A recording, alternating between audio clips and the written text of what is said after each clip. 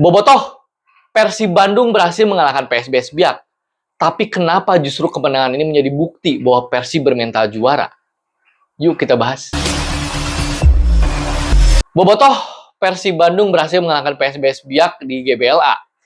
Jika kita melihat starting 11, memang ada beberapa pemain yang tidak bisa tampil, yaitu Eliano Renders yang terkena akumulasi kartu, kemudian juga Sadil Ramdhani yang masih terkena sanksi larangan bermain, kemudian juga Federico Barba, Ramon Tanki, Andre Yung, dan Luciano Guacechoa masih ada di bench. Jadi sebetulnya komposisi starting 11-nya tuh bukan yang terbaik menurut saya ya.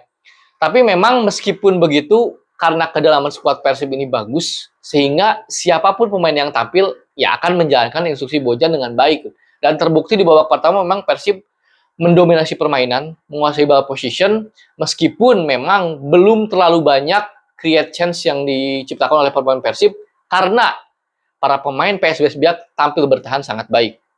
PSBS Biak memang garis pertahanannya sangat rendah, jadi memang mereka ketika diserang itu mereka secara kolektif mundur ya, menumpuk beberapa pemain di belakang sehingga menyulitkan para pemain Persib terutama di lini depan untuk berkreasi. Sebaliknya serangan-serangan baliknya juga lumayan oke ya, cukup oke lah itu untuk ukuran PSBS Biak. Nah memang seperti yang video sebelumnya saya bahas, Biak ini sedang bangkit ketika mereka membantai Bayangkara 4-1, itu bukan tanpa alasan. Saya kebetulan menonton pertandingan itu, mereka itu bermainnya ya transisi ya, serangan balik gitu loh.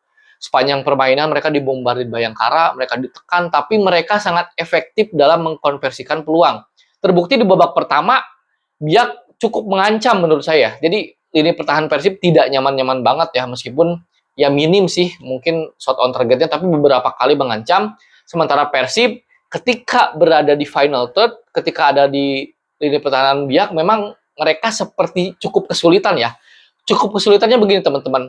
Memang ketika Beckham Putra, Berguinho, mereka kan jago 2-1 lawan 1. Mereka bisa membuka ruang, mereka bisa melakukan crossing, bahkan sesekali cutback, melakukan shooting.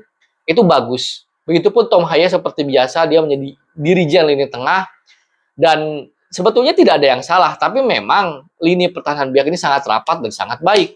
Nah, ditambah satu hal lagi, lini tengah ketika Frans Putros ditampilkan sebagai gelandang di tengah, menurut saya itu kurang efektif. Dan terbukti memang di pertandingan tadi, terutama di babak pertama, Frans Putros ini seperti agak kebingungan, agak canggung bermain di tengah. Dibilang gelandang bertahan, kadang malah Klok dan Adam Alis yang paling bertahan. Dibilang lebih menyerang juga, atribusi atau kontribusi dia dalam menyerang itu kurang gitu loh. Ini pemain bagus, tapi ya memang kita juga harus ngerti ya, Putros ini memang posisinya bukan gelandang, tapi memang Bojan membutuhkan dia sebagai gelandang bertahan. Karena memang tadi apalagi Mark Klok ditarik menit 15. Kemudian juga ada beberapa pemain yang bisa tampil, terutama Eliano Renders yang biasanya membackup di lini tengah gitu loh. Jadi memang ini bukan komposisi ideal, tapi apapun itu memang di atas kertas Persib harusnya unggul sih. Jadi mungkin di babak pertama Persib belum bisa memanfaatkan beberapa peluang karena solidnya lini pertahanan Biak dan solidnya penjaga gawang PSBS Biak. Babak kedua murni milik Persib, bagaimana Persib membombardir pertahanan PSBS Biak, apalagi setelah Biak bermain 10 orang. One way traffic, itulah mungkin yang cocok untuk menggambarkan babak kedua, karena memang praktis Biak tidak bisa menyerang karena 10 pemain tentunya ya. Dan memang Persib lebih agresif menyerang, memasukkan beberapa pemain, dan terbukti cukup efektif lah menciptakan banyak peluang, meskipun peluang shot on targetnya tidak terlalu banyak, tapi akhirnya memecah kebuntuan menit 88 oleh Berguinho babak pertamanya.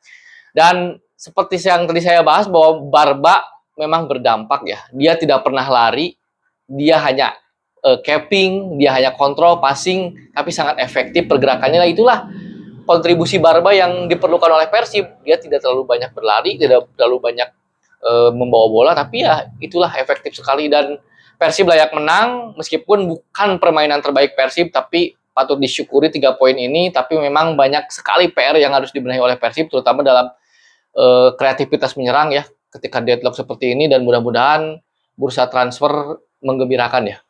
Mungkin ulasan bola kali ini selesai dulu. Bobotoh, selamat merayakan kemenangan, kembali ke puncak.